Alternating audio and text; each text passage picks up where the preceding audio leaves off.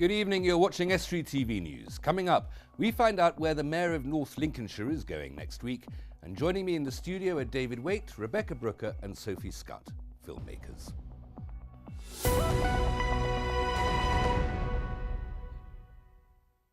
Welcome to Estuary TV News. I'm Hugh Riches. First of all, it's over to Richard Morris for the news headlines.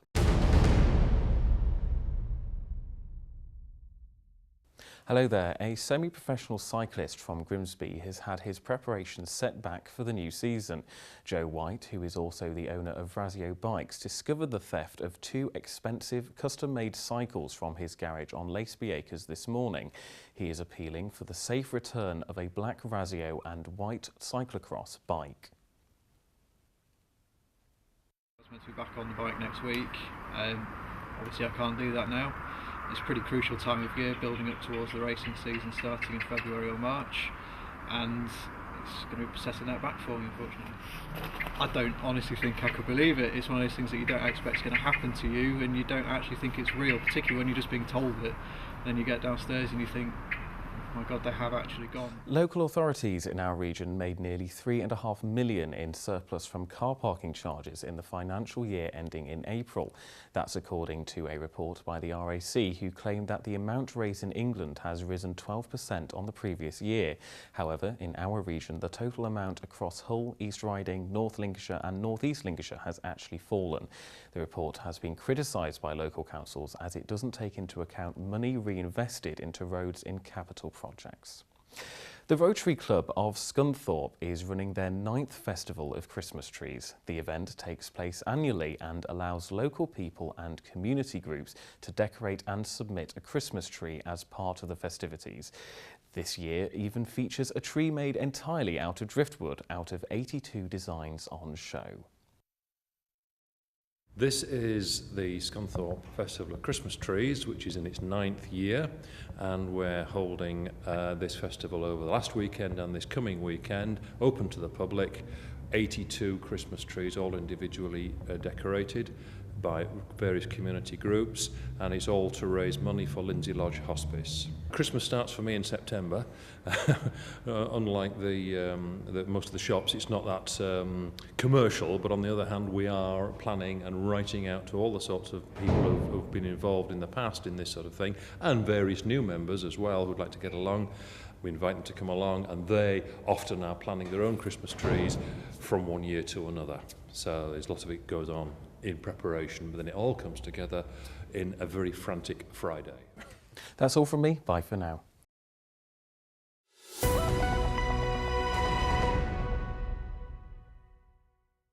My guests today for the paper review are from the Sir John Nelthorpe School in Brigg. They'll not only be reviewing the papers, but they'll also be talking about their film about the First World War. They are, well, introduce yourselves. Becky. I'm Becky. I'm Sophie. And David. And thank you all very much for coming in.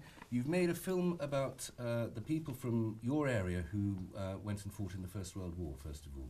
David, what was the idea behind this? What was the plan? It's linked to the centenary of the First World War. We wanted to research and find out about the men on the local war memorials, because their names were there, but not many people actually knew who they were or what they did in the town. And of course there's a terrifyingly large number of them, I guess, as there are from every part of the country. Yes, yeah, there were 105 just in Brigg. That went to about 180 when we took in the nearby villages as well. Becky, you went over to Belgium to visit the scene of the crime, as it were. We did. We first researched all the men, and then once we'd gained all our research, we went over and we filmed by their gravesides, so we could see where they came from here and where they were now resting there. And Sophie, that's a lot of research. That's quite a lot of history to go through, a lot of evidence to sift through. Was that enjoyable? Was that satisfying? It was. There was a lot to do, but it was enjoyable. We used a lot of websites, and then we went to London to the National Archives, and we got a lot of information from there as well. But it was quite interesting. So it was a very thorough, professional piece of detective work going on here. And you made a film about it, David.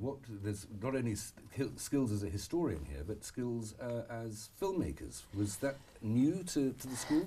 Yes, we were lucky. We worked with No Media in Scunthorpe, and they trained the students before we went out in the film techniques. But then they learned very quickly when we were out there I think they did a very good job. So how did you allocated the different jobs? Like somebody presumably was running the camera, somebody had that delightful job of snapping the board in front of the lens at the beginning of every scene. What were you doing, Sophie? What was your job? Well, each day we alternated who did what. So everybody got a chance to do the microphone or do the camera or speak in front of the camera. And what was the most enjoyable aspect of it, Becky? I'd say the actual filming. It's not often you get a chance to do that kind of thing. And how long is the finished product? Is it a feature? Is it an hour and 20 minutes? 48 minutes it came to. Well, 48 minutes, that's a substantial amount of filmmaking. That takes an awful lot of writing, an awful lot of editing, post-production as well.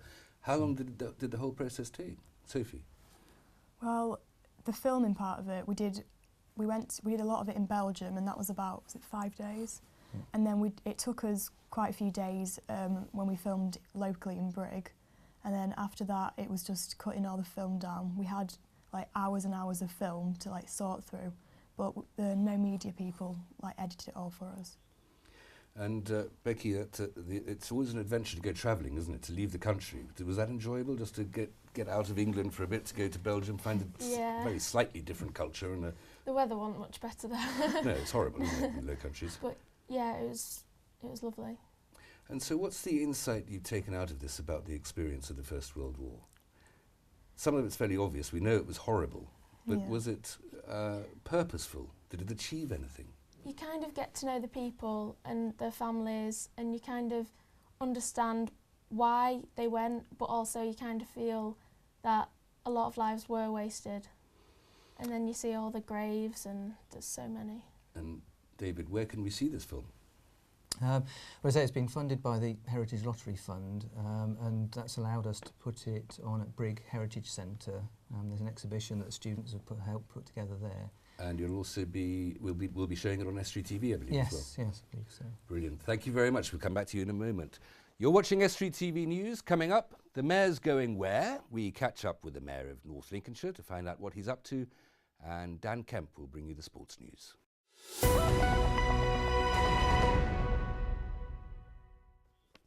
I'm still with David Waite, Rebecca Brooker and Sophie Scott from Sir John Nettlethorpe School in Brig, who are now wearing a different hat, and to tell us what you found in the news. David, what struck your eye? One of the first stories I found was from the Hull Daily Mail. It was a good news story about the results from Key Stage 2 tests. Right. There's always a lot of sort of negative publicity about schools and standards falling and sort of criticism, so it was good to actually see the evidence here. And how well the students of East Riding had done. Education being of particular interest to you, I take it? Yes. I mean, there's a lot of good work being done, obviously in primary and secondary schools, and sometimes it's not always recognised. So it was good here to see the newspaper actually. Just remind me, what's Key Stage 2? What sort of age is that, and what sort of standard is that? That's the older students in the primary school, so that's sort of years 7, 8, 9, 10, 11-year-olds. Okay. And what about, every year we get Key Stage 2, GCSEs, A-levels, the results seem to get better and everybody grumbles and says, well, the exams must be getting easier, the questions are easier, or the marking's easier. Certainly can't be that the students are getting cleverer. It's ridiculous. I mean, education's changed immensely, things have improved. I think students are working a lot harder, and it is disheartening sometimes when we put in so much effort and the students put in so much effort, and then to be told that somehow the exams must be getting easier. And it's certainly with the Olympics, when the gold medals came, we had a record gold medal total, didn't we, for this country? Nobody there said, well, the Olympics must be getting easier then. Is David a slave driver? I don't personally have him as a teacher, but I don't think so. He is. He knows the best. Sophie, what have you found? I've got a story from the Bridlington Free Press about a Boxing Day swim to raise funds for a local primary school. And I think it's like for people to give up their time on a special day like Boxing Day to do something in winter like swimming, it's quite good just to raise money for a preschool. To do anything that involves getting cold and wet on Boxing Day is, well, good. I don't know if that's the word for it. But how much money do you think they're likely to raise, or have they speculated on what they're going to be getting? I think they're hoping for a high amount.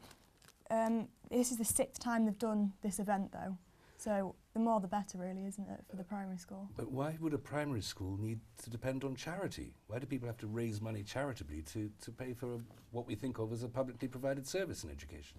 I guess it's just to help them get maybe extra things and like better the learning environment and the resources for the school. And that's how they do so well at Key Stage 2 exams, I take it. Yeah. Becky, what have you got? I've got an article from the Raisin Mail about the North Lincolnshire's pantomime, Dick Whittington, and there's pictured here are the three characters, main characters, who also were at the Brig Christmas Fair, Right. which we attended, and we saw them there. Dick Whittington. Yeah. Good pantomime. Have you seen it before? I've been in it actually. What were you? I was only a singer. Dick Whittington, it's just another demonstration of the fact that this country is London-centric, isn't it? And that we need more news from the north. David, what else have you found? I found two sort of stories with technology. One obviously not very good, one more positive. There's somebody's being jailed for another 5 years for stalking young people on Facebook as a predator.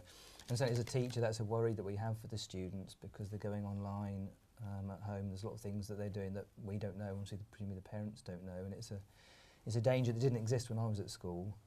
Nor me, yes, it hadn't been invented. Yeah, and I say, and especially with the sort of news about the sort of sexual offences against children that's been happening sort of Rotherham and places like that. We Yes. obviously worry about the students a little bit, and whether we're doing enough in schools to perhaps teach them about the dangers of this sort of thing. Well, what can you do to protect people from technology that they're going to have access to at home? And I also, I suppose, sorry to interrupt your own answer, but there's an element here of, for adults anyway, that there's a freedom of expression element here as well, isn't there? That if you stop forms of communication that you couldn't stop when it was a handwritten letter with a stamp on it, which you can stop in technology, is there a principle here that cuts both ways? I mean, there is obviously the freedom of expression, but I think to protect the youngsters from harm, I think that overrides that. I think one of the dangers is that a lot of the young people are more familiar with the technology than their parents, perhaps, and the parents might think they're putting filters on or blocking access, and there's quite a lot of young people nowadays who are clever enough to get around it if they want to.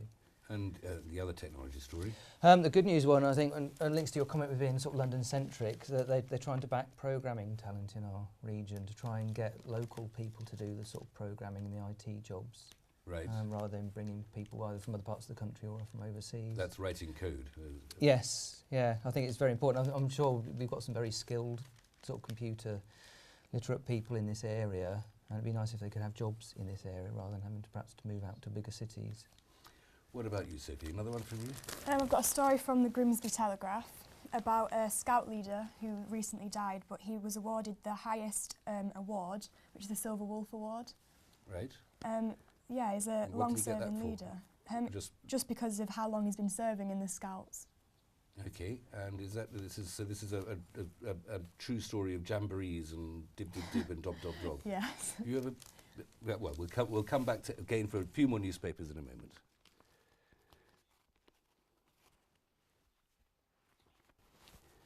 It's time for the Mayor's Going Where, and this week we find out where Trevor Foster, the Mayor of North Lincolnshire, is going to be next week.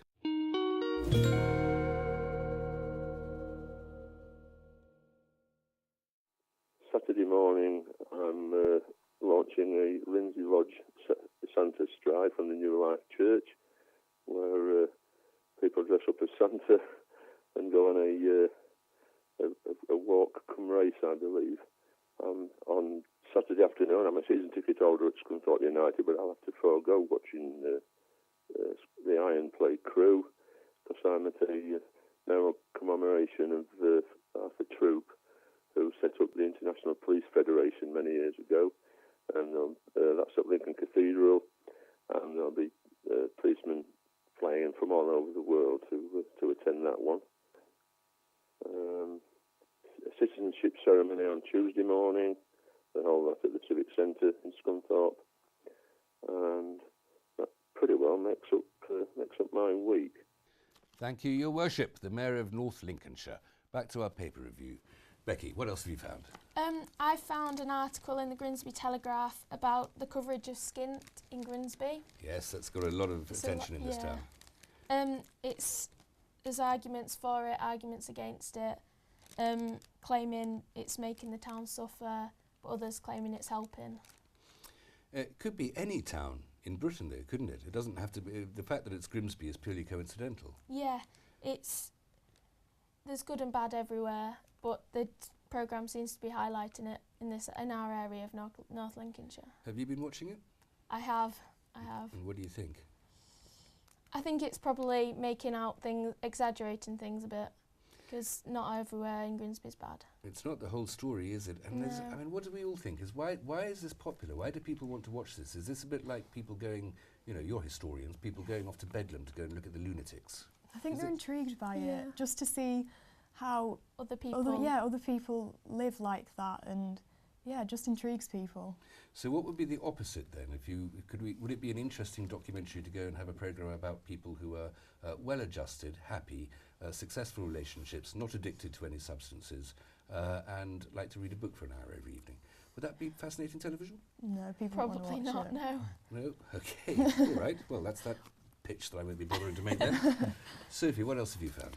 I've got a story from the Hull Daily Mail about two 10-year-old best friends, and one of them, the girls had alopecia, and her best friend cut her hair and gave her it to make a wig out of. And alopecia is this rather sort of regrettable condition that's inevitable to middle-aged men, where your hair starts falling out for no reason whatsoever. A bit more unhappy for a young girl, though. Yeah.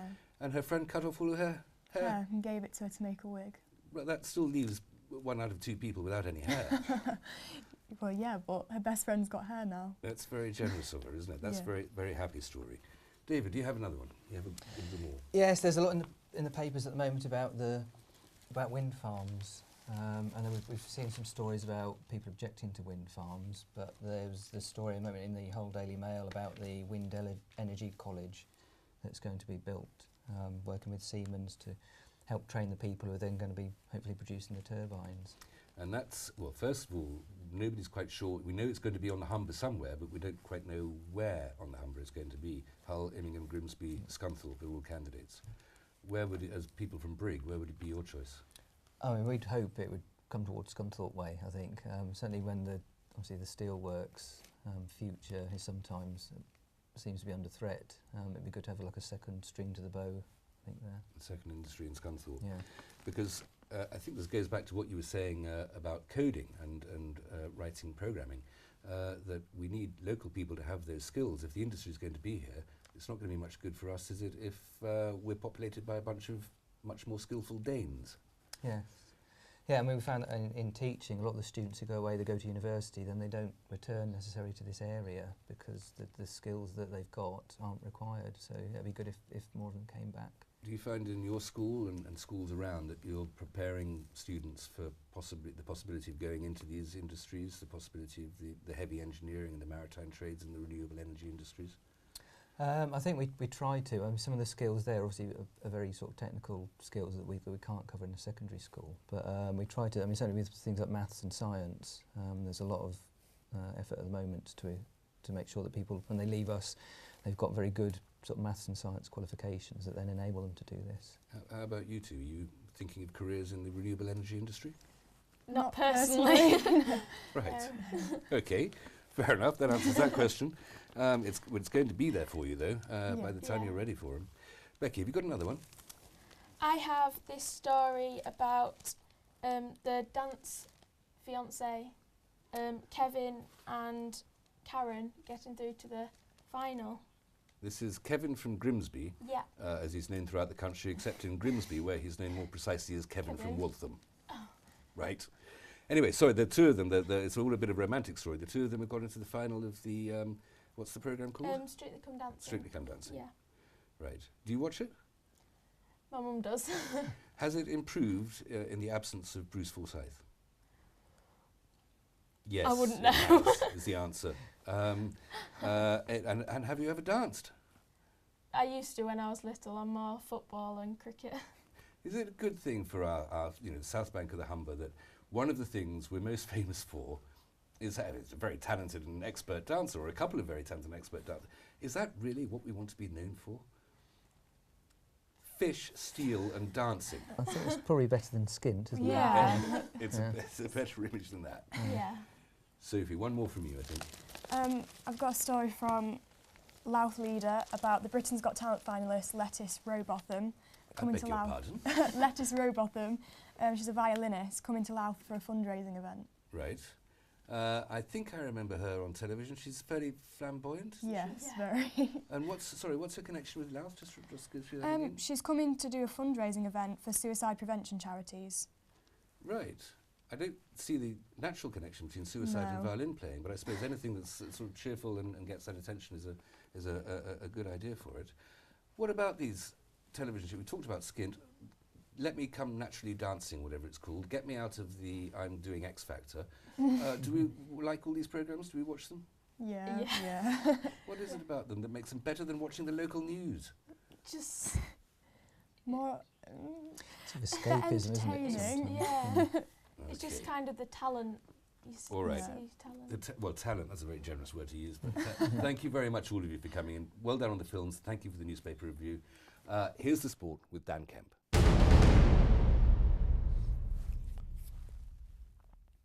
We'll start with another big weekend of football action coming up. Hull City travel to Stamford Bridge tomorrow to take on league leaders Chelsea.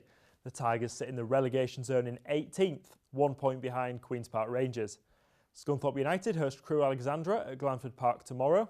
The Iron have lost just one of their last 9 games in all competitions and sit in the relegation zone on goal difference. Grimsby Town are back in action after a week off. The Mariners are at Nuneaton in the FA Trophy. Meanwhile, North Ferriby United host Boston United in the Conference North. Cleethorpes golfer Holly Clyburn and Hubberston's Sophie Walker are both competing in the Omega Dubai Ladies Masters, which started yesterday. After finishing in respectable places in the Women's Indian Open, Holly and Sophie joined 6th and 11th respectively, have both gone into the tournament in confident mood. In ice hockey, the Hull Stingrays face back-to-back fixtures over the coming weekend.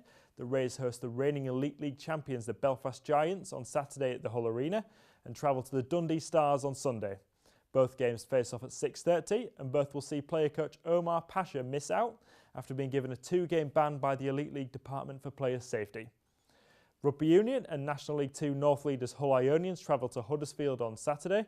Scunthorpe IUFC have signed back row forward Chris Donk from Ionians on loan, and Scunthorpe coach Tim Robinson hopes Donk will bring power to the side during the winter period if given time to boost his match fitness. And that's all for the sport. That's it for this week. Contact us in the usual ways. Email news@estuary.tv or contact us through social media via Twitter or Facebook or call 01472 31 553. Until next week, good evening.